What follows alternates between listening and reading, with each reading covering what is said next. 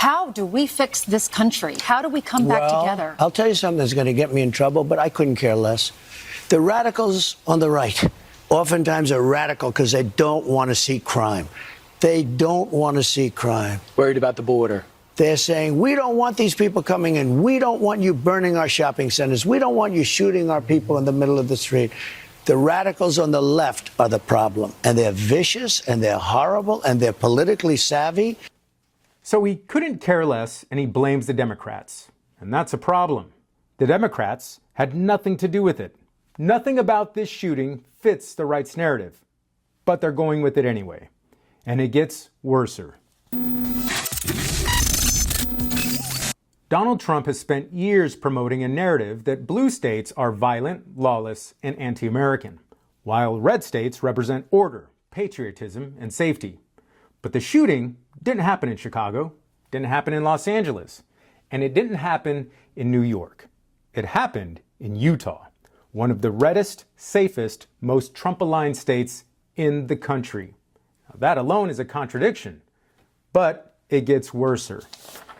It's manufactured blue state chaos. Trump has repeatedly deployed or threatened to deploy the National Guard into Democratic-run cities under the pretense of restoring order. Los Angeles, Marines, Guard units sent in during immigration protests. Chicago, raids and law and order rhetoric tied to alleged criminal activity. Washington, D.C., partial federal takeover of the city's police force.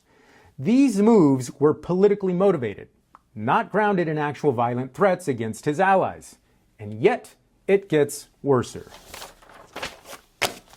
Meanwhile, in Utah, a Trump loyalist was gunned down in public at a conservative event in a Republican stronghold. This happened in a state where Republicans control the legislature, the governorship, the courts, and local law enforcement.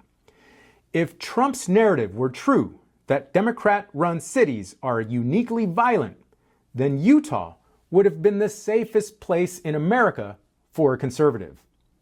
Well, so much for the safe red state fantasy, and for them, it gets worser.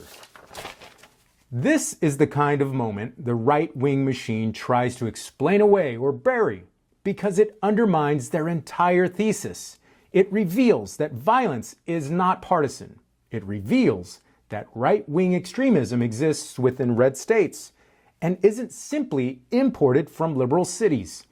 It reveals that safety isn't determined by party, but by how we address mental health, guns, and political dehumanization. Issues red states frequently ignore or exacerbate. But it gets worser. If a right-wing debater can be killed in Utah, then Trump's moral panic about blue states is exposed as a political performance, not a national security strategy. He's using fear as a tool to justify authoritarian overreach, demonize political opposition, distract from failures within his own base. The violence he warns about is coming from inside the House. And yes, it gets worser. Because the Trump administration can get their base to believe anything he says because they're vicious and they're horrible and they're politically savvy.